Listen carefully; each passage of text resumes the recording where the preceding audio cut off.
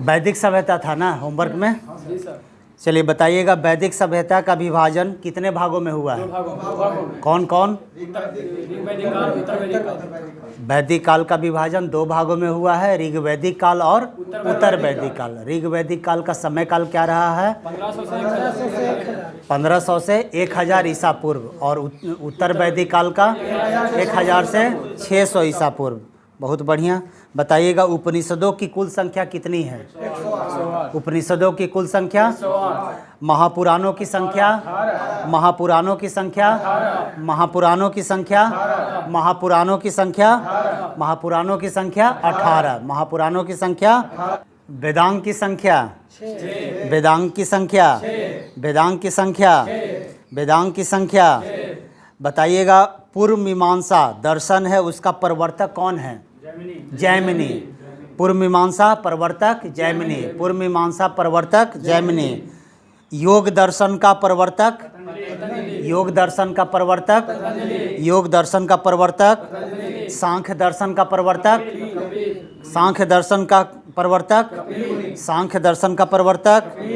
न्याय दर्शन का प्रवर्तक? गौतम। गौतम, गौतम बुद्ध नहीं, गौतम अलग हैं, गौतम ऋषि हैं, है ना। और गौतम बुद्ध जो आपका बोध गया है ना, बौद्ध धर्म का जो संस्थापक थे, ठीक ना। तो न्याय दर्शन का संस्थापक कौन है? गौतम। न्याय दर्शन का? पूर्व मीमांसा का? जैमिनी। पूर्व मीमांसा का? जैमिनी। पूर्व मीमांसा का? पूर्व मीमांसा का? उत्तर मीमांसा का? बादरायण, है ना। उत्तर मीमांसा का? उत्तर मीमांसा का? उत्तर मीमांसा का बादरायण, है ना। बोलते बोलते आपको याद हो जाएगा, ठीक ना। आपको बिल्कुल ज़रूरत नहीं है कि रटना है चीज़ों को।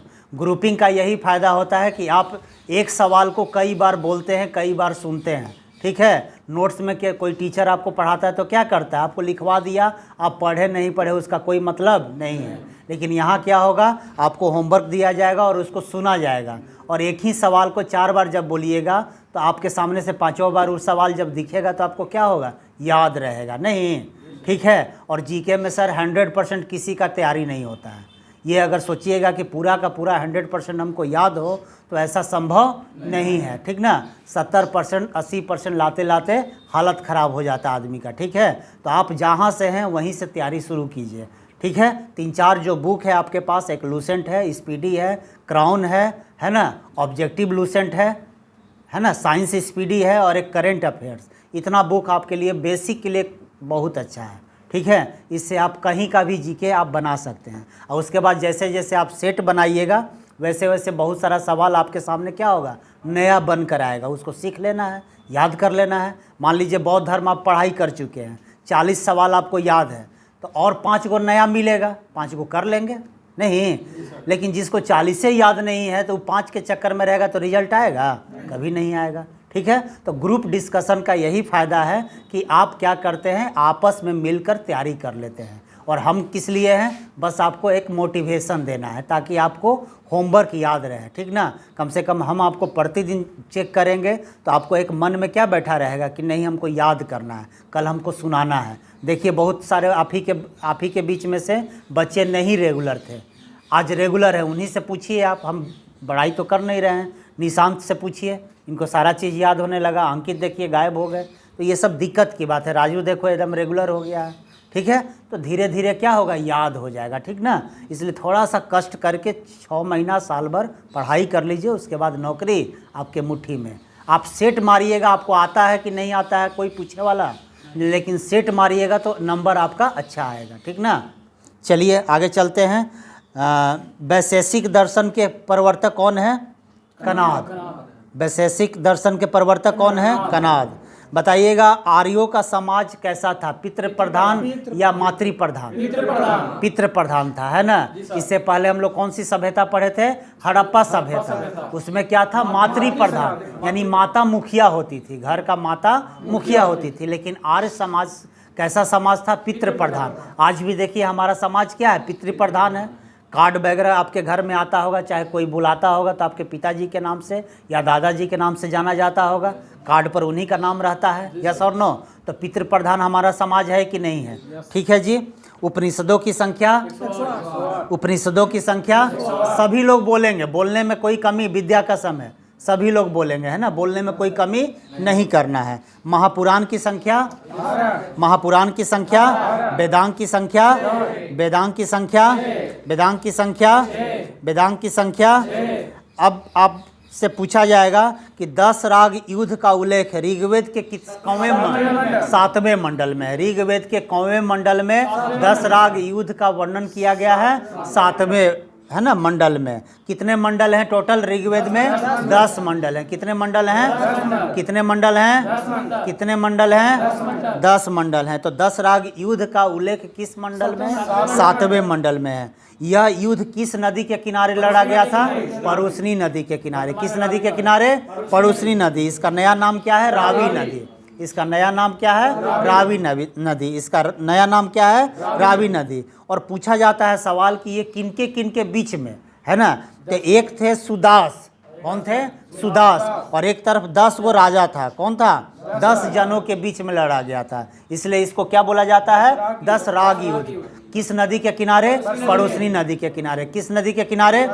परुशनी नदी। किसका नया पुराना नाम है? रावी नदी का। किनके बीच हुआ था? सुदास और 10 जनों के बीच में हुआ था। नहीं, ठीक है। कौवें मंडल में है? 7वें मंडल में है। आर्यों का समाज कैसा समाज है? पितृ प्रधान समाज है ना। समाज की सबसे छोटी इकाई कौन था? परिवार या कुल? परिवार या परिवार भी या आज भी हमारा क्या है? समाज का सबसे छोटा इकाई परिवार है ना। परिवार के बाद क्या आता है? समाज आता है ना। समाज के बाद राजा, जिला, राज्य, देश, है ना। जिसका मुखिया कौन होते थे? परिवार का या कुल का? पिता, है ना। कौन होते थे? और इसे क्या बोला जाता था? कुलप। क्या बोला जाता था? कुलप। क्या बोला जाता था? अच्छा बताइएगा, आर्यों का मुख्य पेय पदार्थ क्या था? सोमरस था। क्या था?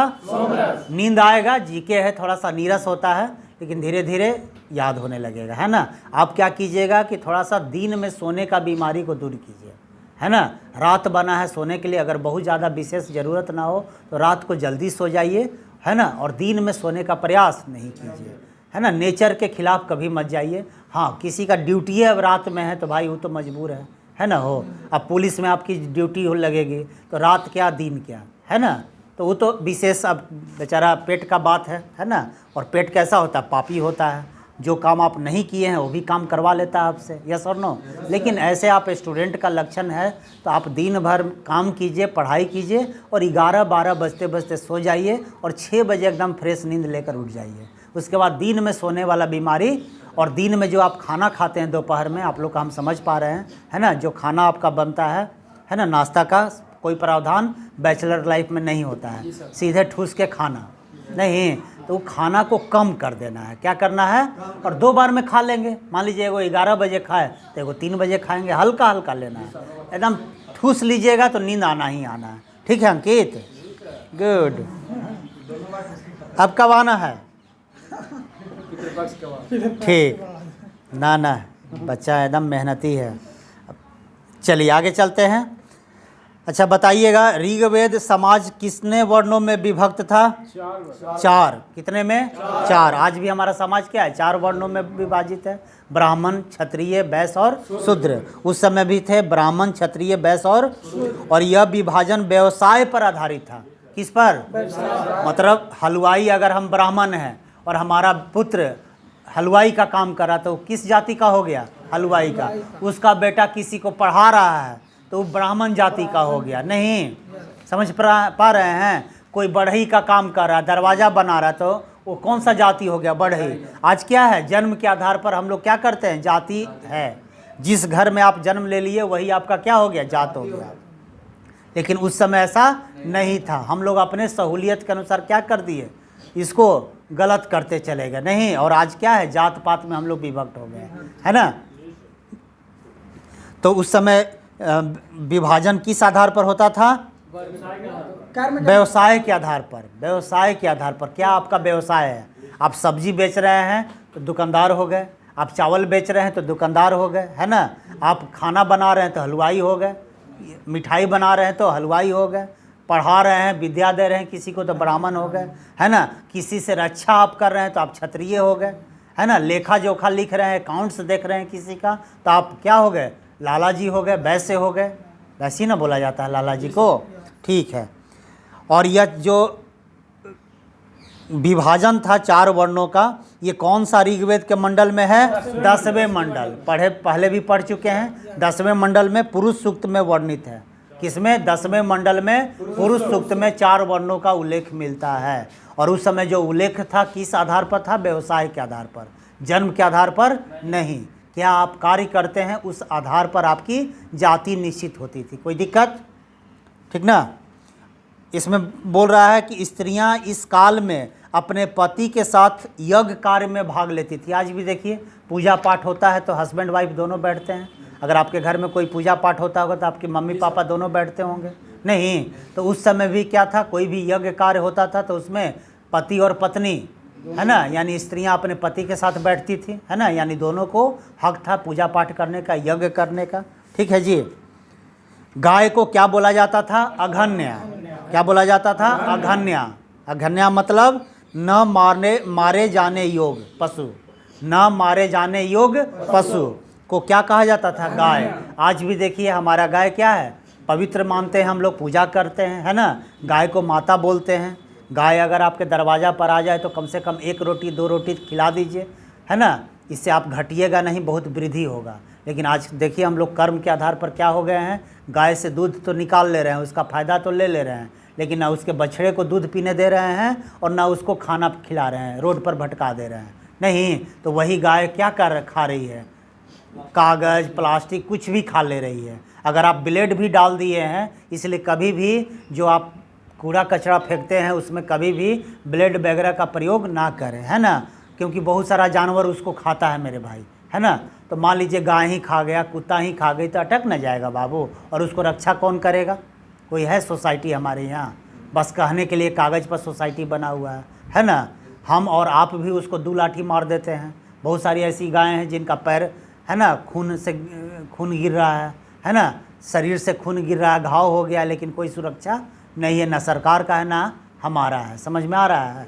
इसलिए उस समय से ही गाय को हम लोग पवित्र मानते आए हैं। आज भी देखिए सबका गोबर नहीं, लेकिन गाय का गोबर पवित्र होता है जी। पूजा पाठ होता है तो किसका गोबर मांगा जाता है, गाय का, है ना। क्लियर है। तो गाय को उस समय क्या बोला जाता था, अघन्या बोला जाता था। आर्यों का प्रिय पशु क्या हुआ करता था, घोड़ा। क्या, आर्यों का प्रिय पशु क्या था, और सर्वाधिक प्रिय देवता, आर्यों का सर्वाधिक प्रिय देवता इंद्र हुआ करते थे। कौन हुआ करते थे, इंद्र थे, ठीक ना। आर्यों द्वारा खोजी गई धातु क्या थी, लोहा। आर्यों द्वारा खोजी गई धातु क्या थी, लोहा। आर्यों द्वारा खोजी गई धातु, आर्यों द्वारा खोजी गई धातु, यानी सभ्यता जो हड़प्पा सभ्यता था उसमें लोग लोहा से परिचित नहीं थे। इसका खोज सर्वप्रथम किसने किया है, आर्यों ने किया है। किसने किया है, आर्यों ने किया है। पूछेगा कि आर्य सर्वप्रथम कहाँ पर बसे, तो पंजाब और अफगानिस्तान में। पंजाब और आर्य सर्वप्रथम कहाँ बसे, पंजाब और अफगानिस्तान में, है ना।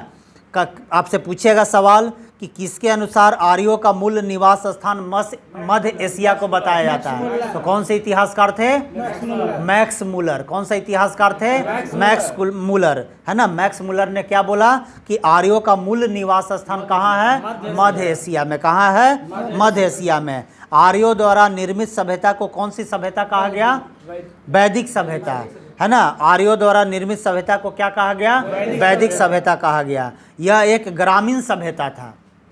आर्य सभ्यता कैसा सभ्यता था, एक वैदिक सभ्यता कैसा सभ्यता था, ग्रामीण सभ्यता था। आज भी हमारा सभ्यता क्या है, गांव का, भारत गांवों का देश है ना। लेकिन इससे पहले हड़प्पा सभ्यता जो थे वो क्या था, शहरी सभ्यता था, नगरीय सभ्यता था, नहीं।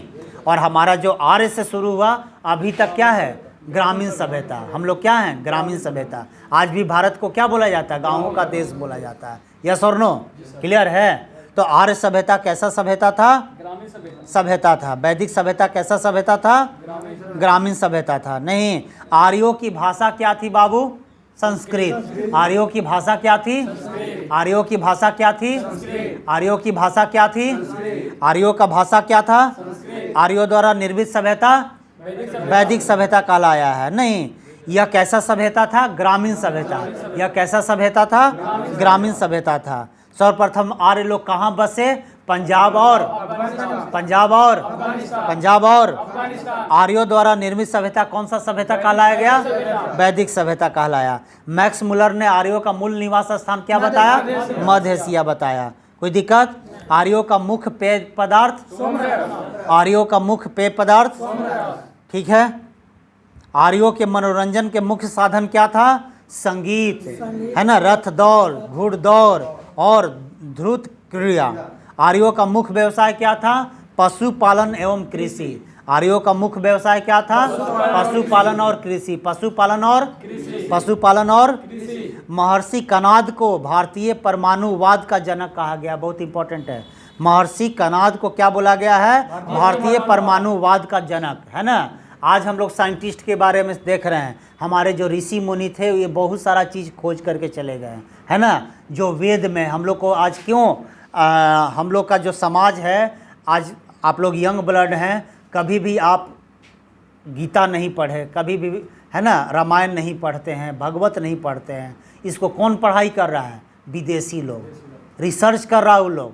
और हम लोग क्या कर रहे हैं? अपने सभ्यता से, अपने संस्कृति से छोटा कपड़ा पहन ले रहे हैं, तो हम लोग हाई फाई सोच रहे हैं अपने आप को। और देखिए ऋषि सुनक ब्रिटेन के प्रधानमंत्री आए हुए हैं, है ना, और वो कौन सा सभ्यता से पूजा किए?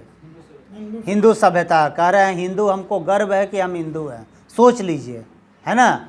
और हम लोग विदेशी बनने में लगे हुए हैं। यस और नो? सबसे उच्च क्वालिटी की अगर कोई सभ्यता है तो सनातन धर्म है। क्या है? और इसी से सारा धर्म निकला हुआ है, इसी से सारा धर्म निकला हुआ। नहीं, लेकिन धीरे धीरे हम लोग क्या कर रहे हैं? पश्चिमी सभ्यता में ढल गए हैं। हम लोग गुलाम थे। नहीं बाबू, और गुलाम आदमी को आदत हो जाता है, उसको अपना दिमाग लगाने का कभी आदत ही नहीं है। सरकारी स्टाफ को देख लीजिए, है ना, जितना ऑर्डर मिलेगा उतना ही वो काम करेगा, ना 2 पैसा ज़्यादा ना 2 पैसा। सरकार बोल दिया कि 60 साल के बाद तुम काम लायक नहीं हो, तो देखो रिटायरमेंट के बाद बहुत सारा सरकारी स्टाफ क्या होता है? रोग हो जाएगा उसको। ऐसे सुनिएगा उसको कोई प्रॉब्लम नहीं था, और जैसे ही रिटायर हुआ 1-2 साल के बाद रोग, है ना। आप फील कीजिएगा इस चीज़ को। इसलिए दिमाग को क्या करना है? समझाना है, बढ़िया बातों को समझाना है। गलत गलत बातें समाज में बहुत जल्दी घुसता है, नहीं, है ना। कोई बोल देगा कि चोरी, तो आपको याद रहेगा रमेशवा चोर है, लेकिन कोई बढ़िया मास्टर का नाम आपको जल्दी याद नहीं रहेगा। मास्टर अगर आपको कोई पढ़ा रहा है, सीरियस पढ़ा दे, तो आप तुरंत भाग जाइएगा। लेकिन हंसी मजाक हो रहा है, यह हो रहा है, तो आप 2 घंटा जमैले हैं, है ना। उन्हें दादी लटकल है हॉस्पिटल, जाए देना, जायला होते तो कोई रोक देते हो, है ना। ये दिमाग में आपका चल रहा है। लेकिन यहाँ का क्लास आपको बेकार लगने लगा। कारण क्योंकि आप माइंड को वही चीज़ देना चाहते हैं जो माइंड को अच्छा लगता है। अब माइंड को हमेशा क्या अच्छा लगता है? आसान चीज़। गर्मी बर्दाश्त होता है आपसे? ठंडा बर्दाश्त होता है? नहीं। लेकिन सेना देखिए, है ना, बर्फ़ में ड्यूटी कर रहा है, उसको ठंडा नहीं लगता है क्या? लेकिन उसकी ड्यूटी है, नहीं करेगा तो उसको नौकरी नहीं मिलेगा, नौकरी नहीं मिलेगा तो उसका परिवार रोड पर आ जाएगा, है ना। तो जिम्मेवारी आपको बहुत कुछ सिखा देता है। यस और नो? तो आप भी जो डेली का होमवर्क मिल रहा है उसको दिल से याद करके आइए। और आप मेरे लिए नहीं आ रहे हैं, खुद के लिए आ रहे हैं। यस और नो? तो खुद के लिए जब मकान बनाना है तो बढ़िया बनाएंगे ना, हो कि कोई गृह प्रवेश पर आए तो कहे कि वाह क्या बात है। यस और नो? चलिए, गुड। आर्यों द्वारा खोजी गई धातु लोहा, ठीक है। लेन देन में क्या पद्धति प्रचलित थी? वस्तु विनिमय प्रणाली। समझते हैं? एक वस्तु देना, उसके बदले में, जैसे मान लीजिए हमारे पास चावल ज़्यादा हो रहा है और इनके पास गेहूं ज़्यादा हो रहा है, तो हम कुछ ज़रूरत पड़ा तो इनको क्या दे दिए, और ये हमको क्या दे दिए, इंटरचेंज कर लिए। इनको चावल खाने का मन था तो चावल खा लिए, और हमको रोटी खाने का मन था तो गेहूँ ले लिए। यस और नो? समझ पा रहे हैं? आज भी जाइएगा गांव देहात में तो देखिएगा चावल बेच के कोई सामान खरीद लेते हैं। आप पैसा नहीं देते हैं, आप उसको क्या करते हैं? वस्तु का लेन देन करते हैं। नहीं, अब वो बनिया पर डिपेंड है कि वो आपको ठग रहा है या, और ज़्यादा घर की महिलाएं, है ना, बच्चा पैसा नहीं मिला तो 2 किलो चावल निकाल लिया, चोरी कर लिया, और जाके बिस्कुट खा रहा होने, आइसक्रीम, अब खाओ कि आ गया घर है, लेकिन चोर तो चोरे होता है, कहीं लगल है। अब उसका चोरी पकड़ा गया कि काक बिस्कुट खा रहे हैं का हो, तब लदाना शुरू नहीं। तो वस्तु विनिमय उसी को कहते हैं। क्या बोलते हैं? सब्जी लिए और बदले में मेरे पास क्या है, कुछ विशेष, मान लीजिए हमारे पास आटा है, आटा दे दिए। नहीं, आज भी कथा कहानी होता है, पूजा पाठ होता है, आप लोग जानते होंगे, गांव देहात में जाइएगा, जिनके पास पैसा नहीं है क्या दे देगा? चावल दे देगा, है ना, आटा दे देगा, देता नहीं है? हाँ, बर्फ उरफ भी, मतलब वस्तु विनिमय किए, एक वस्तु दिया और दूसरा वस्तु आप उसको दे दिए, ठीक है, और दोनों खुश हो गया। कोई दिक्कत बाबू? चलिए अब हम लोग महत्वपूर्ण राष्ट्रीय और अंतर्राष्ट्रीय दिवस देखते हैं, ठीक ना। आपको मिला था जनवरी और फरवरी, जनवरी और फरवरी। बताइएगा, प्रवासी भारतीय दिवस 9 जनवरी, प्रवासी भारतीय दिवस 9 जनवरी, प्रवासी भारतीय दिवस, विश्व हिंदी दिवस, विश्व हिंदी दिवस, विश्व हिंदी दिवस, थल सेना दिवस, थल सेना दिवस, थल सेना दिवस, थल सेना दिवस, राष्ट्रीय युवा दिवस, राष्ट्रीय युवा दिवस इनके जन्मदिन पर मनाया जाता है। राष्ट्रीय स्वामी विवेकानंद के जन्म दिवस पर, है ना, स्वामी विवेकानंद का जन्म दिवस पर मनाया जाता है। क्या? राष्ट्रीय युवा दिवस, ठीक है ना, 12 जनवरी।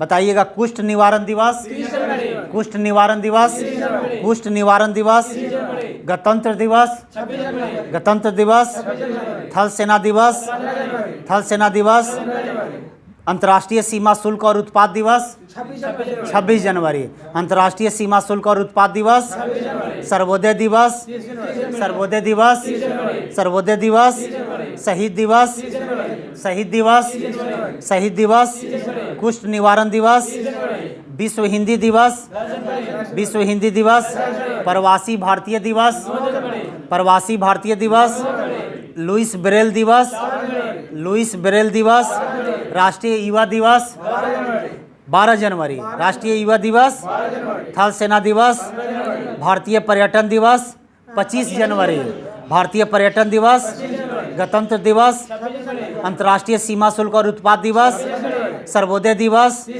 सर्वोदय दिवस, शहीद दिवस, शहीद दिवस, शहीद दिवस, कुष्ठ निवारण दिवस। आप लोग भी बोलिए, है ना, एकदम टेंशन नहीं लेना है। कुष्ठ निवारण दिवस, विश्व कैंसर दिवस 4 फरवरी, 4 कुष्ठ निवारण दिवस, विश्व कैंसर दिवस, विश्व कैंसर दिवस 4 फरवरी, कुष्ठ निवारण दिवस और विश्व कैंसर दिवस, विश्व कैंसर दिवस, विश्व कैंसर दिवस। केंद्रीय उत्पाद शुल्क दिवस 24 फरवरी, केंद्रीय उत्पाद शुल्क दिवस, केंद्रीय उत्पाद शुल्क दिवस, केंद्रीय उत्पाद शुल्क दिवस, अंतर्राष्ट्रीय सीमा शुल्क उत्पाद दिवस, अंतर्राष्ट्रीय सीमा शुल्क उत्पाद दिवस, केंद्रीय उत्पाद शुल्क दिवस, केंद्रीय उत्पाद शुल्क दिवस 24 फरवरी, 24 केंद्रीय उत्पाद शुल्क दिवस, केंद्रीय उत्पाद शुल्क दिवस, केंद्रीय उत्पाद शुल्क दिवस, अंतर्राष्ट्रीय सीमा शुल्क और उत्पाद दिवस 26 जनवरी, है ना।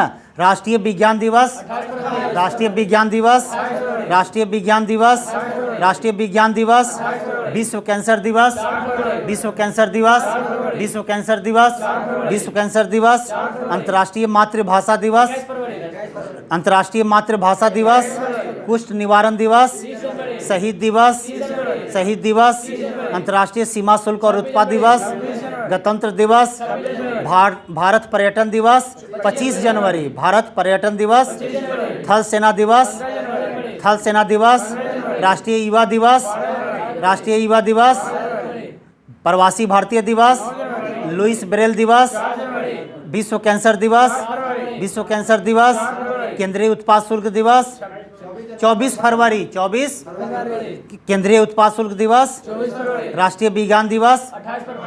तो उम्मीद करते हैं कि जनवरी और फरवरी दिवस याद हो गया होगा। होमवर्क में ले लीजिए मार्च और अप्रैल, मार्च और अप्रैल, मार्च और कॉपी निकालिए। एगो होमवर्क आप लोग कॉपी रख लीजिएगा, ठीक ना।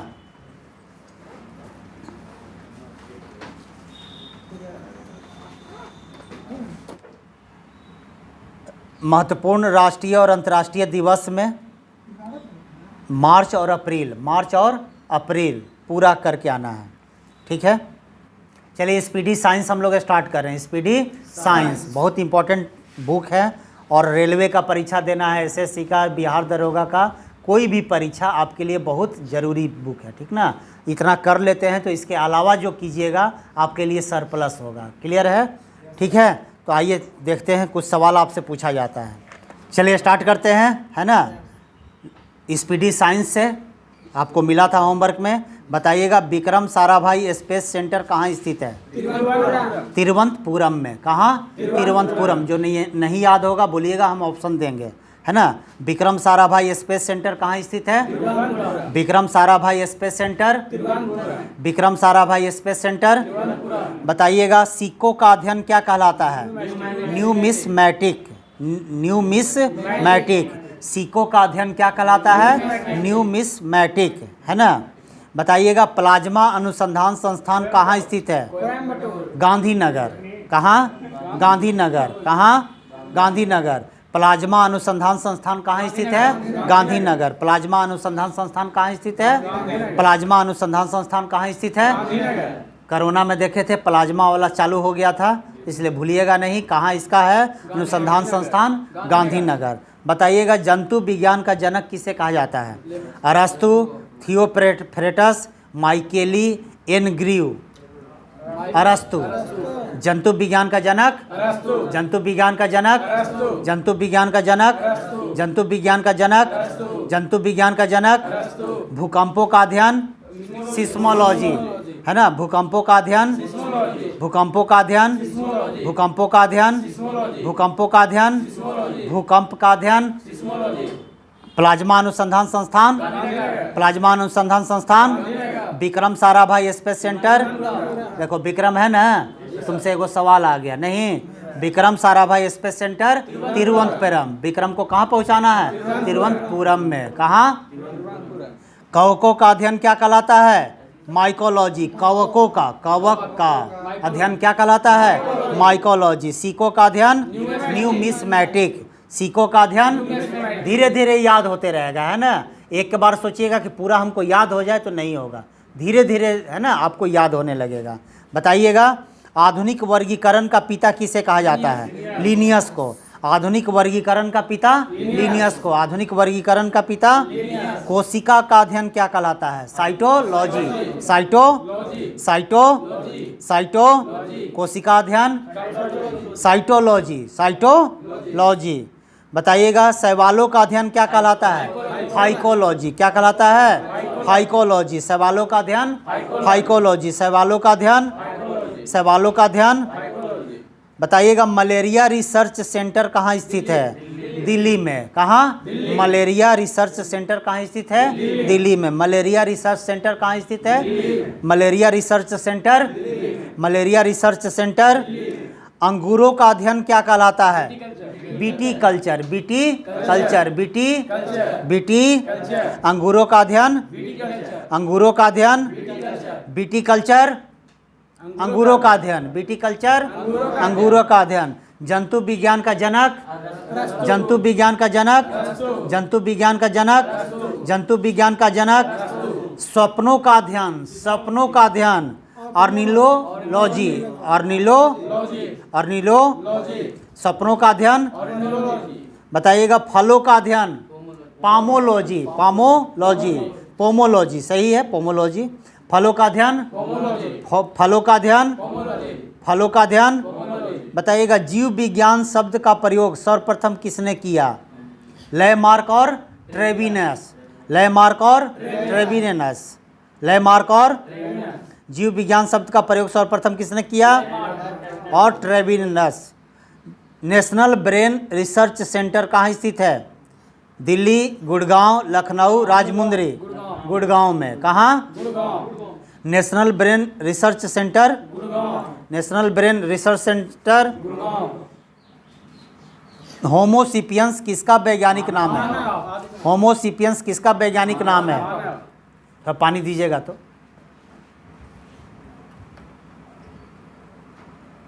हम नींद नहीं लेना है, थकना नहीं है जी, है ना। 2 साल सिर्फ जगिए, उसके बाद एसी में नींद लेना है, आपको भी और आपके मम्मी पापा को भी, आपके बाल बच्चा को भी, होने वाली बीबी को भी। क्लियर है? और नहीं तो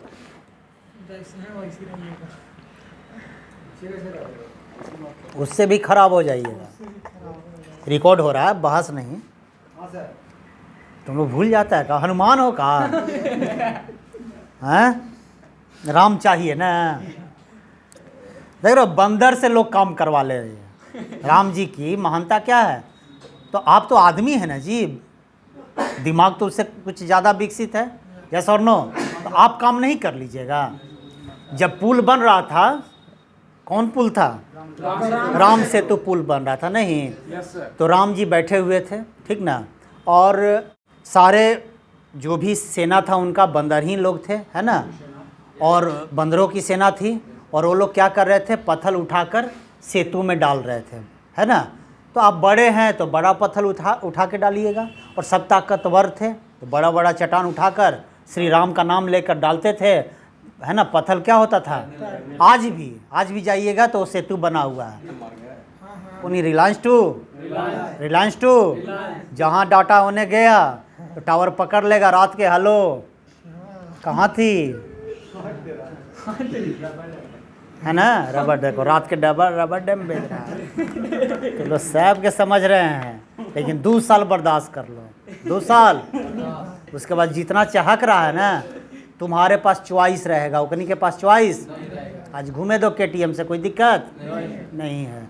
जब आप चलिएगा तो आप ब्रांड वैल्यू रहिएगा, आप रिजेक्ट कीजिएगा, है ना, वो रिजेक्ट, और उसको रिजेक्ट मिल जाएगा, समझे कि नहीं। उसको कोई पूछेगा, वो 3 बजे सुबह में दिन भर क्या करेगा? आपकी शादी में रसगुल्ला बांटेगा, खिलाएगा। 3 बजे बैंड जो गाना बजाता है वो भी दुख वाला गाना गाता है, और आप भी एगो चेयर लेके एकदम दिल को छू गया गाना। नहीं, देखिएगा गाना 3 बजे के बाद भयानक गाना बजाएगा, और जितना उस समय रहेंगे वैसे, है ना, मानुष निकलेंगे, है ना, और सोएंगे नहीं, सुनेंगे। वाह, बहुत दिन के बाद गाना, भाई तुमको एकदम मन कर रहा है ना। तो अभी नहीं, आप किससे प्रेम कीजिए? विद्या सरस्वती, है ना, इनको रिस्पेक्ट कीजिए, आपको कभी भी धोखा नहीं मिलेगा। और गलती से धोखा मिल भी गया तो आप कमा लीजिएगा सर, इतना टैलेंट आपको रहेगा, समझे कि नहीं? क्लियर है? तो गिलहरी की बात हम कर, मतलब हनुमान जी का बात कर रहे थे। सारे बंदर लोग क्या कर रहे थे? चट्टान उठा कर डाल रहे थे। एक छोटी सी गिलहरी क्या कर रही थी, है ना, छोटा सा पत्थर उठा के श्री राम का नाम लेकर समुद्र में डाल रही थी, है ना। अब बहुत सारे लोग देखकर उसको हंसने लगे। 1-2 जो बंदर थे वो बोल दिए कि ए गिलहरी, क्या कर रही हो तू, है ना, हटो, ठीक है। अब गिलहरी सहम गई, छोटा है ना, हाथी आपके सामने खड़ा हो जाए तो आप सहम नहीं जाइएगा, बोलिए, है ना। तो गिलहरी डर गई और रोते रोते पहुंच गई कहाँ? राम जी के पास, है ना। तो राम जी उसको हाथ में लिए और ऐसे ऐसे सहलाए। बोला जाता है कि उसका जो उजला वाला धारी है वो राम जी का ही उंगली का निशान है। सहलाते आप कैसे, कुत्ता आता है आपके पास तो आप उसको सहलाते हैं। आज बिल्ली आई थी क्लासरूम में, नहीं तो सीटी मार रहा था, अपने आप ये सब म्यूजिक निकलने लगता है, जैसा नो प्रेम निकलने रहता है ना। प्रेम कोई देखा है बाबू? फील करने का चीज़ है, नहीं। तो गिलहरी को हाथ में लिए और समझाए लोगों को, है ना, कि आप जितना बड़ा है उतना ही आप पत्थर उठा रहे हैं। तो ये भी अपनी क्षमता के अनुसार क्या कर रही है ना। तो मायने ये नहीं रखता है कि आप कितने विशाल काम कर रहे हैं, कितने बड़े बड़े काम कर रहे हैं। मायने ये रखता है कि आप में क्षमता कितना है और आप कितना काम कर पा रहे हैं। नहीं, गिलहरी के पास क्षमता चाहती तो वो बहाना करके निकल सकती थी कि हमसे क्या होगा, है ना, पत्थर कैसे हम फेंकेंगे, समुद्र तो बन गया, है ना। लेकिन अपना प्रयास जारी। तो उसी तरह आपको भी विद्यार्थी जीवन में अपना प्रयास जारी रखना है। कब आप क्लिक कर जाइएगा कोई जानता नहीं है, ठीक है जी। बताइएगा, फलों का ध्यान, फलों का ध्यान, फलों का ध्यान। केंद्रीय चावल अनुसंधान संस्थान, केंद्रीय चावल अनुसंधान संस्थान कटक, कटक केवल केंद्रीय चावल अनुसंधान संस्थान Cuttack.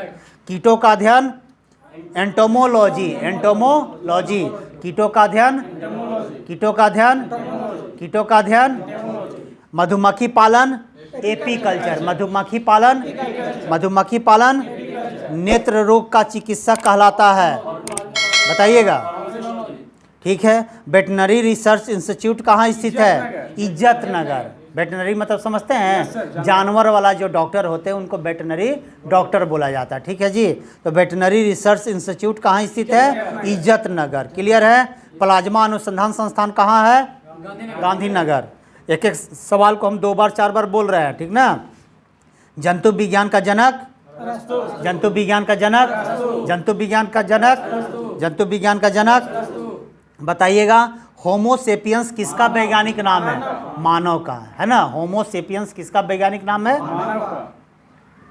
National brain research centre कहाँ स्थित है? गुड़गांव में। कहाँ स्थित है? नेशनल ब्रेन रिसर्च सेंटर कहाँ है? गुड़गांव में, ठीक ना। चलिए, जीव विज्ञान शब्द का प्रयोग सर्वप्रथम किसने किया? लेमार्क और ट्रेविरेनस। चिकित्सा शास्त्र का जनक किसे कहा जाता है? हिपोक्रेटस। हिपोक्रेटस। चिकित्सा शास्त्र का जनक? चिकित्सा शास्त्र का जनक बताइएगा। ट्यूबरकुलोसिस रिसर्च सेंटर कहाँ स्थित है?